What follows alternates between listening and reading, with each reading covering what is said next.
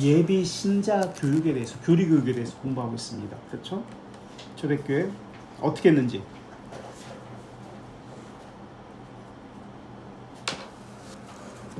예비 신자, 로마 카톨릭은 예비 신자 교리 교육을 하면서 신자가 아직 아니에요. 지금도 운영하고 있습니다. 지금도 초대교회에서부터 지금까지 예비 신자 교리 교육을 지금도 운영하고 있습니다. 얼마나 할 것 같아요? 예비 신자 교리 교육을. 물론 각 성당마다 조금씩은 달라요. 그러나 전체적인 틀 속에서 몇 개월을 할 것 같아? 몇 번을 할 것 같아? 지금 현재 얘기한 거예요. 1년? 6에서 8개월 정도 합니다. 6에서 8개월 정도.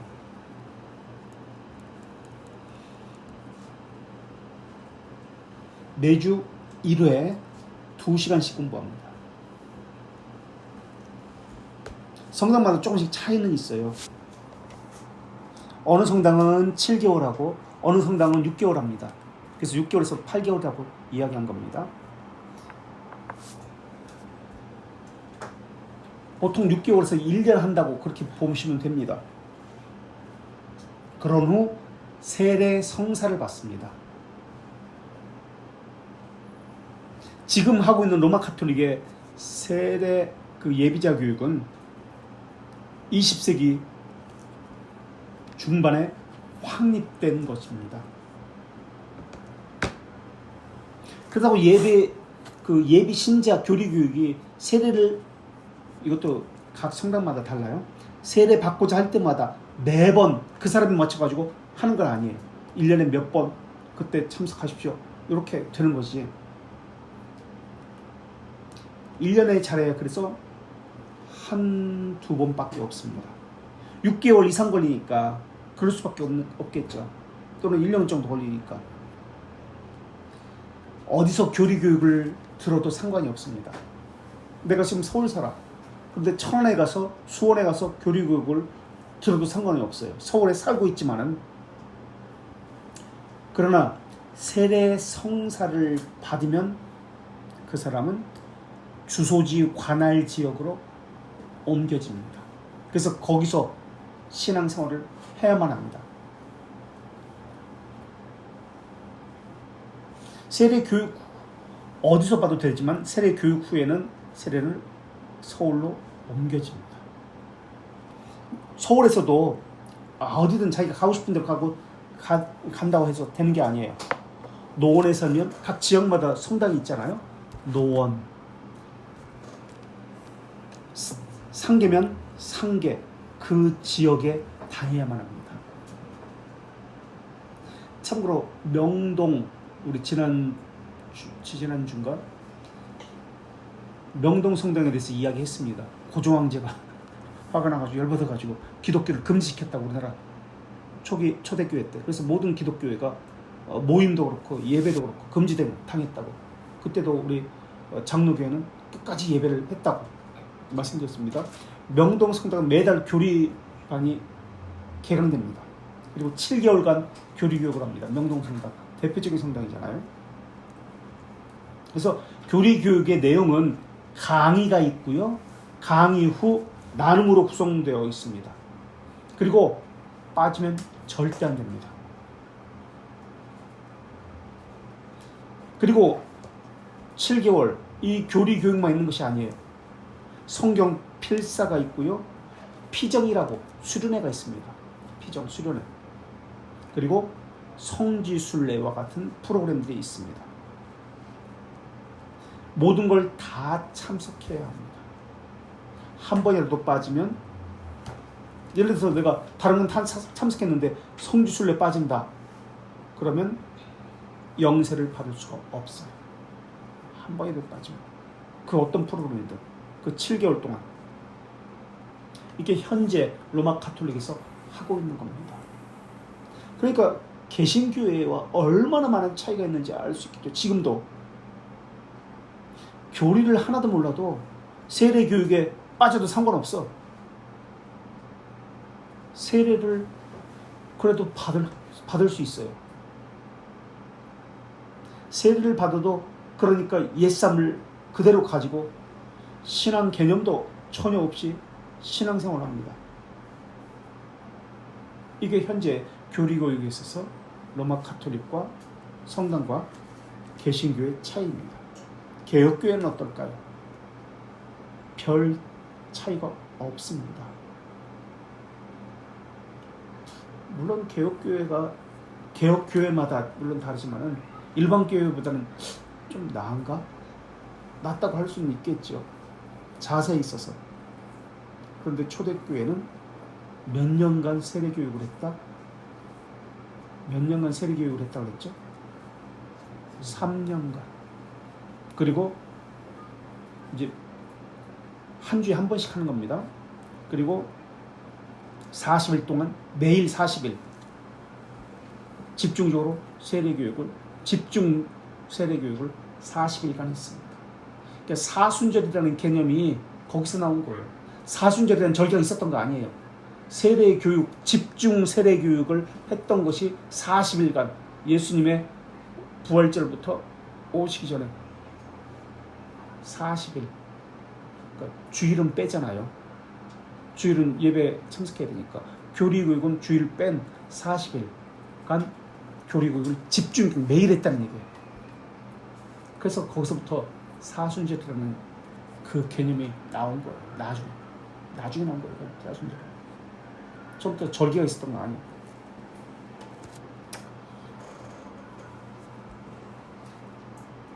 언제 죽을지 모르는 상황입니다. 핍박이 있던 그런 상황입니다. 세례를 받는다는 것은 죽는다는 개념이에요. 그런데도 매일 모여서 교육을 합니다.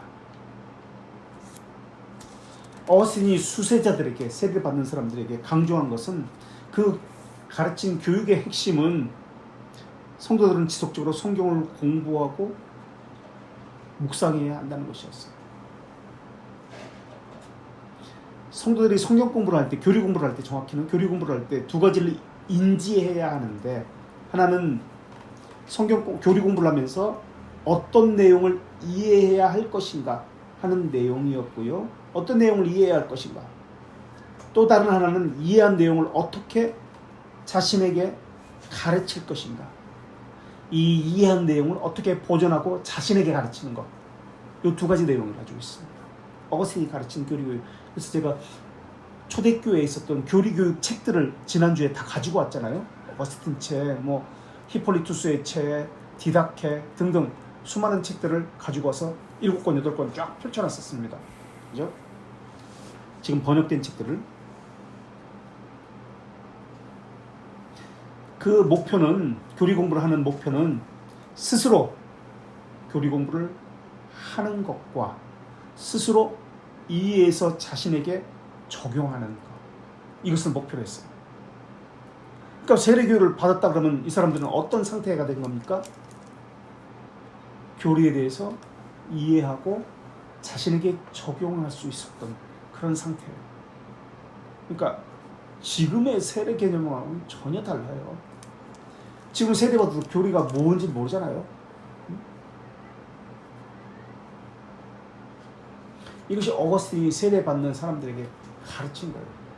우리가 지금 어거스틴만 이야기하는데, 그래서 세례를 베푸는 것과 세례 받기 전에 가르치는 교리 교육이 함께 갔습니다. 그래서 세례보다도 가르치고 배우는 것, 교리 교육이 먼저였습니다. 세례 학습반은 1세기부터 성경시대 지나고 1세기 후반부터 운영되었던 상당히 체계적인 교리 훈련을 가지고 있었습니다. 라틴어로 카테키스무스라고 이야기합니다. 카테키스무스. 서방교회잖아요. 어거스틴은 그래서 라틴어로 씁니다. 동방교회는 헬라어로 썼고요. 카테키스무스. 그리고 또 한 단어가 카테케시스라는 단어입니다. 카테키스. 둘 다 신앙교육이라는 의미인데요. 카테키스무스하고 카테케시스라는 단어는 좀 다릅니다. 둘 다 신앙교육이라는 것을 가지고 있지만 강조점이 조금씩 달라요. 카테키스무스는 이제 오늘날 이 카테키즘이라고 하죠. 교리. 오늘 영어로 카테키즘이라고 하잖아요. 이 단어인데요. 카테키스무스는 신앙교육의 내용, 교리의 그 내용을 의미하는 것, 이거에 중점을 두는 단어가 카테키스무스라는 단어입니다. 그리고 카테케시스라는 단어는 신앙교육의 과정을 이야기해요. 과정.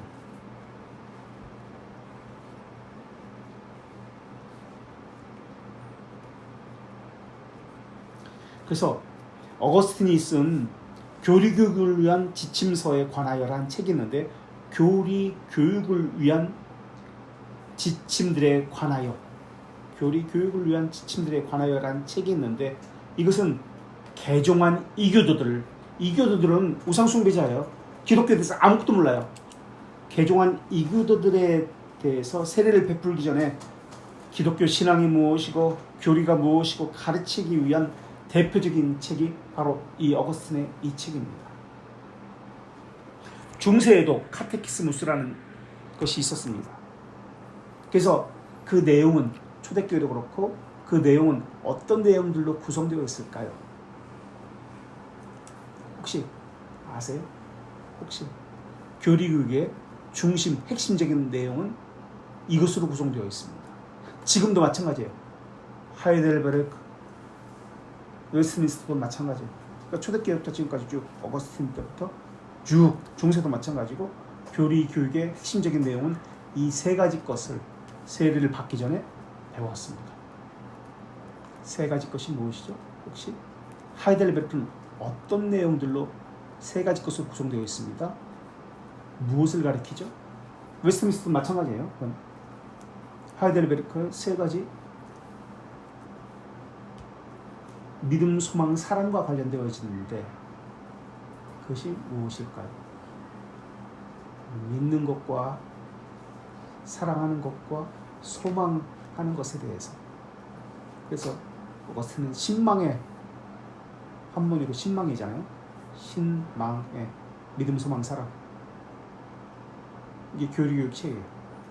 어거스틴. 믿음, 소망, 사랑이 무엇일까요? 그렇다면 믿음에 관한 것, 무엇을 우리는 고백하고 있죠? 하이델베르크는 무엇을, 세 가지 것을 중심으로 하이델베르크가 작성됐는데, 사도신경. 우리가 무엇을 믿느냐에 대한 고백이에요. 그게 신이야, 신. 믿을 신. 신망할 때 믿음.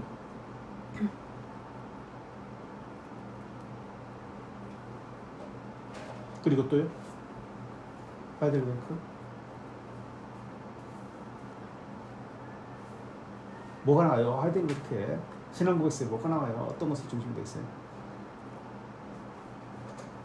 사도신경이 나오고 십계명이 나오고 주기도문이 나옵니다. 순서대로 신망입니다.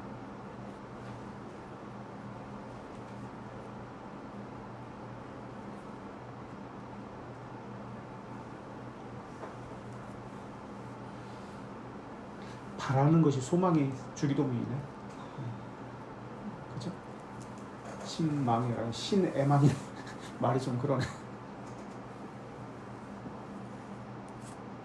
사랑하는 것이, 하나님 사랑, 이웃 사랑이 십계명이죠.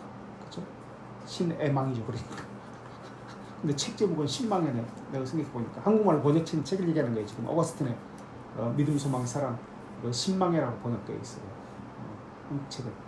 그래서 신의 애망으로 번역해야 되는데 그게 순서인데, 하이델베르크나 웨스트민스터 신면은 제일 끝에 한번 찾아봐요. 하이델베르크 제일 끝에 뭐로 끝나는지. 앞에는 사도신경으로 나오고 제일 뒤에는 하이델베르크는 뭐로 끝나요? 주기도문으로 끝나요. 소망에 관한 것이니까 주기도문 끝나요. 그 바로 주기도문 앞에는 십계명입니다. 이게 하이델베르크의 뼈대예요. 핵심이에요. 다른 웨스트민스터도 마찬가지예요. 이걸 초대교회 때부터 가르쳤다라는 겁니다. 근데 초대교회에서는, 처음 초대교회에서는 뭐는 안 가르쳤어요? 이 세 가지 중에서. 세례받기 전에는 이것은 두 가지는 가르쳤는데 한 가지는 안 가르쳤어요. 그게 뭐였죠? 왜요? 주기도문을 왜 안 가르쳤어요? 그래서 초대교회에서는 교리 공부를 전체가 새신자와 같이 다 합니다. 초대교회는 고율이 아니었어요. 빨간 날이 아니었어요. 주일이 새벽에 예배했어요. 저녁에 다시 모여서 이제 직장 갔다 와서 일을 하고 나서 저녁에 다시 모여요. 그래서 교리 공부를 했어요. 교리 공부 끝나고 그냥 집에 갔습니까? 아닙니다. 뭘 했다 그랬죠? 기도회를 했다 그랬습니다. 기도회는 누가 참석을 못해요? 세례를 받지 못한 사람은 참석을 못해요. 왜요? 왜 그렇죠? 왜 그랬을까요? 얘기했잖아. 네? 네? 자녀들. 바로 그거예요. 우리 아버지라는 말을 할 수가 없어. 세례를 받은 사람은, 못 받은 사람은. 그래서 기도를 할 수가 없어요. 기도에 참석을 할 수가 없어요. 그래서 기도에 참석을 못하고 보냈어요. 교리 공부하고 보내는 거예요. 그래서 세례 받은 사람만 기도에 참석해서 우리 아버지라는 기도의 키워드잖아요. 양자 되면 자녀 되면. 그래서 우리 아버지라고 부를 수 있게 했던 거예요. 이 초대교회. 그러다가 이제 점점 가면서 주기도문까지. 그럼 주기도문은 세례 받은 후에 가르쳤다는 뜻이죠. 그죠? 세례가 무엇이고 성찬이 무엇인지 주기도문을 함께 가르쳤습니다. 그래서 우리가 이미 역사 속에서 어떻게 세례 교육을 받았는지 우리가 다 공부한 거예요. 지금 우리 이 책의 디다케라는 책의 최초의 교리문답서라고 얘기했죠. 그것을 하면서 지금 하고 있는 겁니다. 디다케를 하면서. 그래서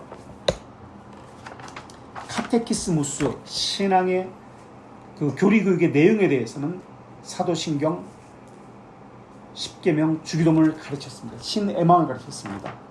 그리고 중세 중기부터는 여기에 더해서 성찬이 덧붙여졌습니다. 성찬. 왜? 중세 1215년 이노첸조 3세가 결정한 것이 있습니다. 중세 교회사를 안 배웠구나 아직 이분들은. 화채설, 세례와 관련되어서 화채설이 나오기 때문에 성찬과 관련해서 이것을 가르치기 시작합니다. 화채설이 뭐예요? 그럼 예수님에 관한 것이죠. 예수님이 실제 몸으로 임하느냐 임하지 않느냐의 문제입니다. 화채설이 몸으로 변한다. 사제가 축성하면 예수님이 오셔서 몸으로 변한다. 이게 화채설이에요. 어쨌든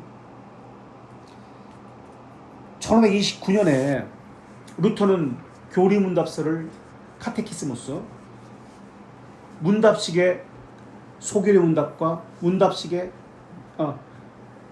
대교리 문답을 작성합니다. 근데 이제 문답식이 아니라 문답식은 소교리 문답이고 어린이들을 위해서 소교리 문답이고 서술식은 대교리 문답이었어요. 루터가 작성한 게. 그래서 제가 한번 루터를 공부할 때 그 책들도 가지고 왔었는데 있었나 모르겠다. 그때 언제 왔어요? 교회에서 없었죠. 찌빙글리 때 왔던가? 그죠? 스위스 때 왔구나. 어쨌든 루터를 공부할 때 그 책들도 내가 소교리 문답하고 대교리 문답을 가지고 왔었습니다. 어쨌든 항상 그렇듯이. 그리고 루터보다 먼저인 1528년, 29년에 했고 루터는 28년에 이미 어린이를 위한 교리교육과 청소년을 위한 신앙에 대한 교육이 있었습니다. 그래서 세례받기 전에 소교리 문답, 대교리 문답을 다 배운 상태에서 세례를 받았습니다. 그리고 소교리 문답, 대교리 문답의 구성은 아까도 얘기했지만 믿음, 소망, 사랑에 대해서 사도신경, 주기도문, 십계명에 대한 구조로 그렇게 그것을 뼈대로 그렇게 가르쳤습니다. 헌데 우리나라는 대교리 문답, 소교리 문답 그 내용이 뭔지 목사인데도 들어본 적이 없어요. 펼쳐본 적이 없어요. 웨스트민스터 신앙고백서, 하이델베르트 목사인데도 펼쳐본 적이 없어요. 근데 서약은 합니다. 목사를 될 때 평생 우리가 믿고 있는 바, 이제 장로교 헌법에 보면은 신앙고백서와 소기름문답, 웨스트민스터 이런 것들 나와요. 이것을 믿고 가르치겠습니다. 서약을 해요. 근데 그게 안 하죠. 그러니까 교인들도 세례를 받을 때 뭘 교육하는지 참석 안 해도 그냥 했다 치고 세례를 줘요. 자기가 세례를 받고 싶다 하면. 근데 초대교회는 자기가 받고 싶다고 해서 줬나요? 절대 안 줬어요. 교회의 검증을 받아야 했어요. 그리고 크리소스톰은 지난주도 말씀드렸지만은 열흘에 한 번씩 교리 강좌를 했습니다. 교리 강좌를 했는데 크리소스톰은 당신 이 삶에 저 대표님 몸 좀 씻고 오세요. 그래서 그 다음 강의 때 몸을 씻고 다니는지 아닌지 보는 거예요.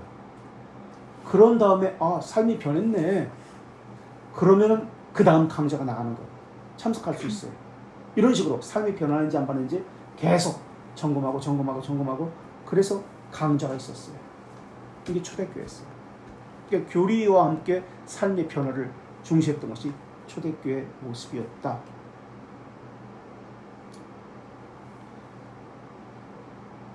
그러니 그들의 신앙과 우리의 신앙을 어떻게 비교할 수 있겠어요?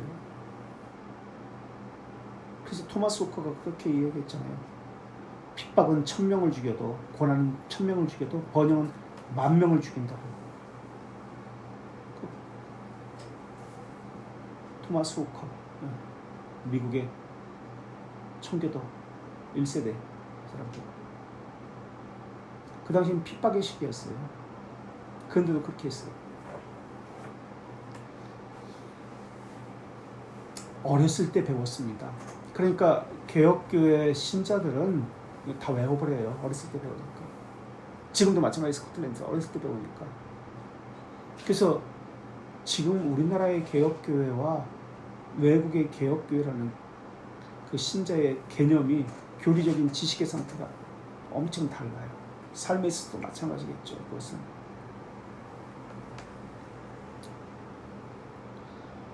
어른이 되어가지고 우리가 배우는데 더 열심히 배워야 되는 거 아닐까요? 우리는 글자도 읽을 수 있어요. 그들은 글자도 몰라요. 근데도 외웠어요. 모르는 사람이 많았지. 그리고 우리는 참고 소득도 많고 번역판도 많고 인터넷에서, 유튜브에서 수많은 자료들이 있어요. 근데 그들보다 더 많이 모르고 더 변질된 신앙생활을 하고 있습니다. 왜 그럴까요? 교리교육서 대표적인 것을 이야기해 볼까요? 1529년 루터의 교리교육서를 이야기했습니다. 1534년 마르틴 부서의 교리교육서가 있습니다. 스트라스부르 지역마다 있었어요. 교회마다 있었어요. 그러니까 그 얘기는 지역마다 있었다는 것은 교회마다 있었어요. 그래서 교회, 어느 교회든 가면 우리의 믿는 고백이 무엇입니다. 이 앞에 책이 있어요. 지금도 그래요. 유럽에 우리가 믿는 신앙 고백서가 가르치고 배우는 것이 무엇입니다. 우리 교회의 정체성이 무엇입니다. 그래서 분명히 딱 기록하고 있어요. 그게 교회예요. 자, 마르틴 부서의 1534년 교리교육, 레오 유트 1534년 레오 유트의 교리교육서. 그 다음에 1536년 제네바 제1교리교육서 서술령입니다. 1536년에 제1교리교육서는 서술령, 1542년 제2 제네바 교리교육서는 문답형입니다. 1542년 제2 제네바 교리교육서는 문답형으로 되어 있고요. 1546년 아라스코 교리교육서가 있습니다. 아라스코는 어떤 사람일까요? 1546년 아라스코는 어떤 사람일까요? 이 사람도 이름을 알아두어야 하는데 알아야 한다. 아라스코. 그래서 아라스코 뭐라고 써있어요? 개혁교회 교회법의 토대를 놓은 사람이다. 개혁교회 교회 토대를 놓은 사람. 그럼 이 사람은 어디서 사역한 사람일까요? 혹시 추론에서 합리적인 추론에 의해서, 선하고 합리적인 추론에 의해서 어디서 사역한 사람일까요? 최초의 개혁교회 교회법을 만든 사람, 세운 사람이에요. 최초의 개혁교회가 어디서 열렸죠? 엠덴의 사역자 목회자입니다. 엠덴, 독일 북부 엠덴, 알았고. 이 사람의 교리교육서가 1546년에 있었고요. 그 다음에 1563년은 뭐가 써있었어요? 1563년은 뭐가 써있었어요? 1561년은 뭐가 써있어요? 그럼? 1561년 아니 비슷하게 갔어 피카. 사원 김칼빈 하긴 자기가 작성 안 했다고 모르는 거야 저 사람은. 1561년 아니지 1561년 맞지? 1561년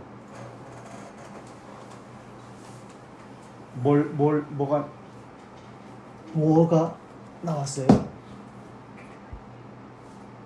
1561년 벨지카 1561년에 벨지카. 1563년은 그럼 아이 자꾸 1563년 하이델베르크야. 하이델베르크 교류문답서가 나왔어. 1563년. 1617년에서 18년까지는 4번 뭐? 아이 그 다음 순서가 뭐야? 하이델베르크 했잖아. 돌트레이트. 아이고 참네. 1647년은 뭐야? 자 4번 다시. 그래 이제서 1647년 48년에 승인받았죠. 이게 교리교육서란 말이에요.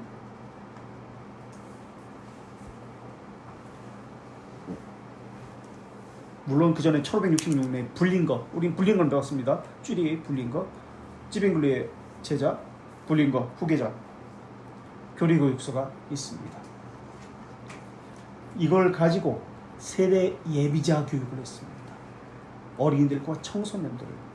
어린이들은 웨스트민스터 소교류 문답을 가지고, 어른들은 대교류 문답을 가지고 세대 예비자 교리 교육을 받았습니다. 우리 신앙이 잘못되었는지, 초대교회나 우리 종교개혁 시대 그 사람들의 신앙이 잘못되었는지 왜 이렇게 됐을까요? 이건 어렸을 때 세대 받기 전에 다 띄어야 하는 이 십계명, 사도신경, 주기도문인데 이게 신앙고백서인데 한국은 그렇다면 어쩌다가 교리교육이 실종되어 버린 것일까요? 그리고 누구든지 자기가 원하면 세례를 받도록 그렇게 했던 것일까요?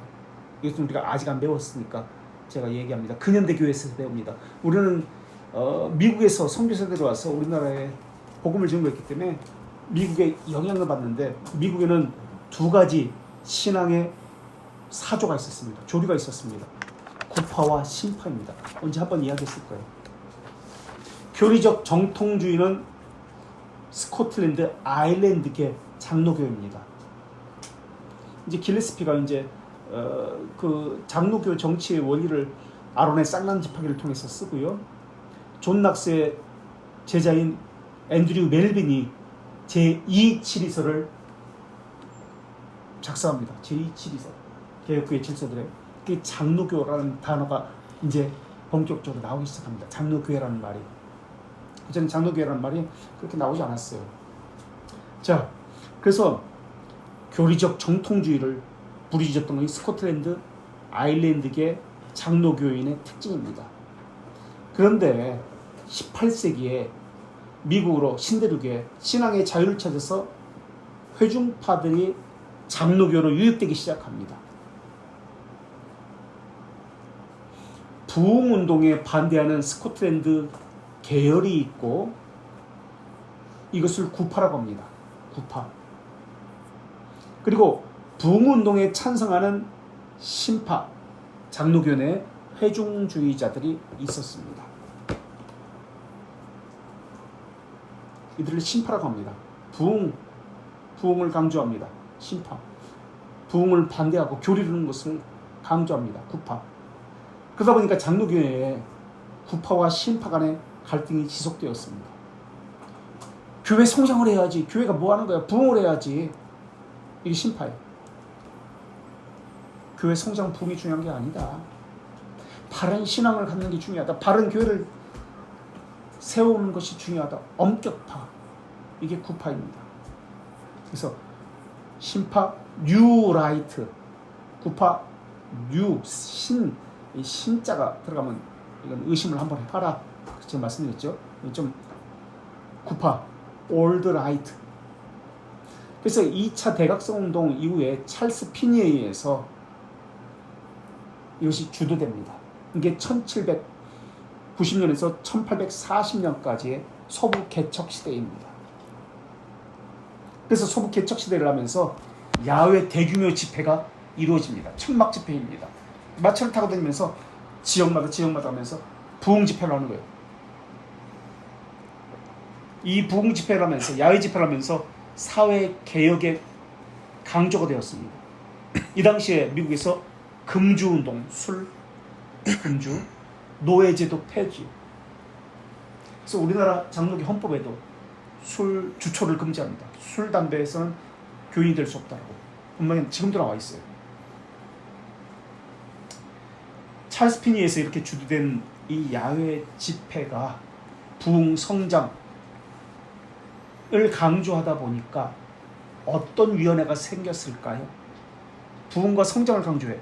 그렇다면 이 신파에서 강조하는 것이 무엇이었을까요? 부흥과 성장이었기 때문에 무슨 위원회가 세워졌을까요? 해외 선교위원회가 세워집니다. 해외 선교위원회. 그리고 이들은 흑인과 노예, 여성 해방 운동을 펼쳤습니다. 물론 금주 운동도 펼쳤습니다. 3차 대각성 운동은 무디가 주도합니다. 무디가 주도하면서 성령 은사와 방언을 강조하는 오순절 운동이 1850년부터 1900년도까지 이어지게 됩니다. 이게 다 신파와 관련된, 대각성 운동과 관련된 거예요. 오순절 교회가 나온 것이. 4차 대각성 운동은 미국에는 이제 4차 대각성 운동까지인데 1960년부터 1980년대까지입니다. 우리나라 선교사들은, 우리나라 교회는 이 신파의 영향을 많이 받습니다. 구파도 있지만 신파의 영향. 왜냐하면 해외 선교를 박차를 가고 이것을 교회 성장과 맞물려서 해야 되니까. 지금도 큰 교회들은 성장하면 어떻게 합니까? 제일 먼저 뭐 하는 거예요? 청년들 해외로 보내는 거예요. 선교라는 이름으로. 선교위원회가 중요해요. 신파의 영향입니다. 그러면 4차 대각성 운동이 미국에서 이루어졌는데 이때 우리나라에 와가지고 대규모 기독교 집회를 한 사람이 있습니다. 누구일까요? 그래서 이 당시에는, 지금 태어나기 전인데, 이 당시에는 우리 어르신들은 50대, 60대 이상 되는 이 어른들은 여의도에 가서, 여의도 광장에서 그 사람의 집회에 모두 참석했고 은혜를 받았습니다. 그 사람의 이름은 빌리 그램. 4차 대각성. 빌리 그램이에요. 이것이 오순절 카리스마 운동입니다. 한국교회는 이런 대각성 운동의 영향을 받아서, 특별히 신파의 영향을 받아서 교회 성장, 선교, 부흥에 대해서 관심을 갖습니다. 부흥 운동이 일어납니다. 신파의 영향이에요. 교리, 신앙 고백 중요하지 않아. 그게 중요해. 지금 한 사람의 영혼을 더 살려야지. 중요한 것은 우리가 교회의 영향력이야. 사회에 끼치는 영향력이야. 세상 사람들이 교회를 어떻게 볼 것인가. 그러기 위해서 교회가 성장하고 커져야 한다. 부흥에 대해서 강조합니다. 그러면서 부흥을 강조하다 보니까 당연히 대형 교회를 지향하게 됩니다. 선교를 하게 되면 교리를 따지고 이게 불가능합니다. 그 지역과 하나가 되어야 하기 때문에 그 지역의 토속신앙과 하나가 되어야 했고 그들의 입장을 반영하기 때문에 교리적인 것 따져서 안 된다 이걸 할 수가 없어요. 그래서 선교는 교리보다 화합을 중시해줍니다. 그 나라 사람과 연합, 어떻게든 교회를 인도하는 것이 중요합니다. 1차 대각성 운동 때는 신파와 구파의 이 갈등의 모습이 보이지 않는데 1차 대각성이 끝나자마자 신파와 구파의 갈등의 모습이 보이기 시작한 겁니다. 그래서 올드 사이드, 이제 올드 라이트, 뉴 라이트, 올드 사이드, 뉴 사이드, 계속 올드 스쿨, 뉴 스쿨, 계속 이게 계속 신파와 구파의 싸움이 계속되는 거예요. 그러면서 구파는 부흥 반대, 신파는 부흥 찬성. 구학파 장로교회가 구 프린스턴 신학을 이라고 합니다. 구 프린스턴 신학. 프린스턴 대학이 구파에 의해서 하면서 자유주의로 바뀌게 됩니다. 신파의 영향에 의해서. 신파가 부흥과 성장을 외쳤으니까 어떤 일이 있습니까? 숫자가 많은 거예요. 구파는 교리적인 것, 전통을 강조하기 때문에 함부로 세대 줘서는 안 된다. 함부로 목사 세워서는 안 된다. 정통 교리를 과정을 다 밟고 목사 안수를 줘야 된다. 목사로서 공부를 제대로 한 다음에 해야 된다. 근데 심판 어떻게 해요? 아유 뭐 바빠 죽겠는데 그런 걸 딱 따져. 6개월 만에 해. 속속으로 해. 목사 안수 주는 거예요. 그래서 통나무대학이 나온 거예요. 심판에서. 통나무대학. 부흥이 중요한 게 아니다. 구파입니다. 바른 신앙, 바른 교리가 중요하다. 이게 구파입니다. 그렇다면 부흥의 정의가 무엇인가로 또 연결되어져야 합니다. 부흥이라는 개념 정리가 되어야 돼요. 한국교회는 부흥이라는 개념을 어떻게 받아들였을까? 한국교회는 신파의 영향을 받아서 장로교회가 세워집니다. 물론 그렇지 않은 교회도 소수입니다만 있습니다만 대부분 신파의 영향을 받아가지고 신앙, 성장, 부흥 그리고 교류는 제쳐둡니다. 그리고 선교에 대해서 관심을 갖습니다. 사회에 영향력을 끼치기 위해서 사회 정치에 참여합니다. 이게 신파의 영향이에요. 노예제도, 여성해방운동, 신파의 영향입니다. 개혁교회에 다닌다고 하는 한국교회 사람들의 그 뿌리는 신파입니다. 이걸 버려야 돼요. 왜냐하면 기존교회에서 다 그런 영향을 받아요. 자기도 모르게 이런 성장 배경을 가지고 신앙생활을 해왔기 때문에 부흥과 성장을. 그래서 개혁교회를 찾는다고 하면서 이건 구파의 영향으로 개혁교회는 구파거든요. 교리의 전통성, 바른 부흥관, 바른 성경적 부흥 개념, 성장이라는 개념이 무엇인지에 대한 정의는 아직 안 내렸습니다만 바른 성경적 부흥관, 바른 성경적 성장관을 가지고 있는 사람들이 구파인데 근데 개혁교회를 찾아도 어떤 교회를 찾습니까? 숫자가 적으면 안 돼. 숫자가 큰 개혁교회를 찾아갑니다. 이게 신파의 모습이에요. 여전히 가지고 있어. 옛것은 버리지 않고 그대로 그걸 가지고 신앙생활하고 있어. 그러면서 자기는 개혁교회 다닌다고 이야기해요. 이건 우리 중세의 유명론과 실제론 이야기를 했습니다만 유명론 신앙, 실제로 신앙이라고 철학이라고 얘기했죠.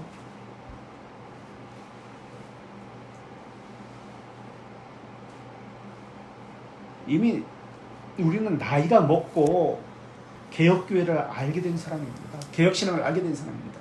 그러다 보니까 이교도적 잘못된 신앙의 뿌리에 30-40년 신앙생활을 그렇게 해온 거예요. 자기도 모르게 그렇게 해야 한다고 생각한 거예요.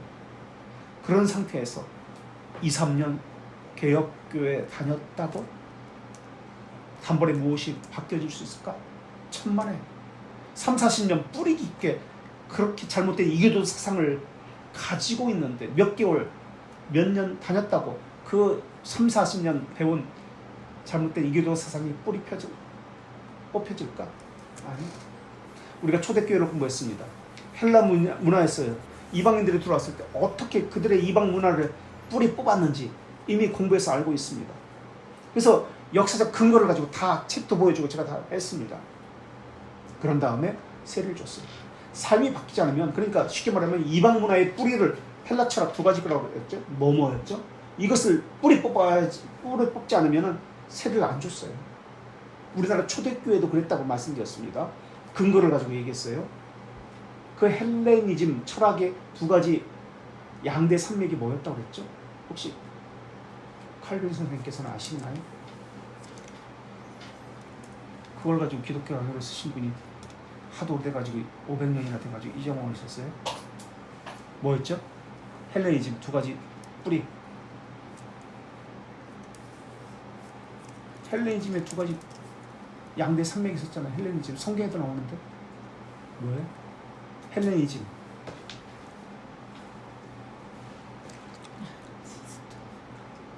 스토아 철학하고 금욕주의, 스토아 철학과 쾌락주의. 자기 마음대로 하고 싶었어. 쾌락주의. 이게 나를 기쁘게 해야 이게 바른 신앙이다라고 했던 거. 쾌락주의, 기쁨주의. 그것을 통해서 자기 만족을 얻는 거.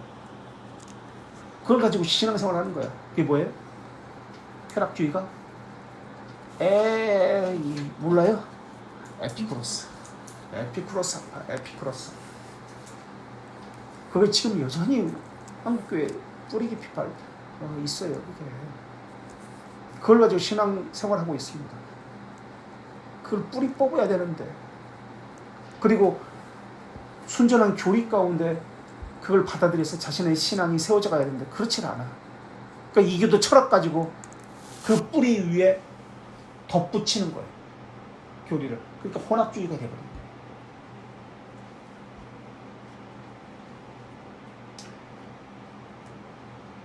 초대교회는, 우리나라 초대교도 그렇지만 삶이 바뀌지 않고는 절대 세례 주지 않았어요. 그런데 세례 교육부터 지금 부패하고 타락했잖아요. 세례 교육 자체가 무명무실해요. 그러니까 등록 기준 자체가 잘못된 거예요. 세례 교육이 잘못됐으니까. 그래서 교회가 부패한 거예요. 그래서 한국교회는 성장과 부흥 중심이 된 거예요. 이 성경적 성장관, 부흥관을 세우지 아니하고 가시적인, 이것은 이제 근현대교회에서 공리주의라고 합니다. 질적 공리주의, 양적 공리주의. 양적으로 성장하면 하나님이 복을 주신 것이라 라고 생각하는 거예요. 철학이에요, 철학. 이것을 가지고 교회됨을 이야기하는 거예요. 이게 참된 교회다, 바른 교회다, 하나님이 역사하는 교회다. 그래서 서로가 서로에게 불편한 분별되는 교리를 없애버린 겁니다. 진리는 귀 있는 자에게만 주신 겁니다. 구별을 위해서 주신 것이 율법입니다. 귀 있는 자만 듣게 하시기 위해서 주신 게 성령의 진리의 영이신 진리의 말씀입니다. 그런데 이것을 구별을 없애버렸어요. 교회와 세상과의 구별을, 문턱을 없애버리니까 낮추는 거예요. 자기 이성을 버리고 하나님의 의지를, 하나님의 자비를 의지하는 이런 신앙이 뭔지를 몰라요. 불경건하게 무지의 망토 속에 자신을 숨겨버렸습니다. 무지를 정당화시켜버려요. 무지의 망토 속에 자신을 숨겨버리고, 그런 건 몰라도 돼. 그런 건 목사님들이 아는 것이지 목사도 모르는 걸. 양심의 진리의 빛이 비추는 게 싫은 거예요. 그래서 자기 본성에 따라 살고 싶기 때문에 그렇습니다. 옛 사람을 버리지 않고 그대로 살고 있는 거예요. 이 작업을 교회에서 안 해줘. 뿌리 뽑는 작업을. 이 철학적 사고를 뿌리 뽑아야 되는데,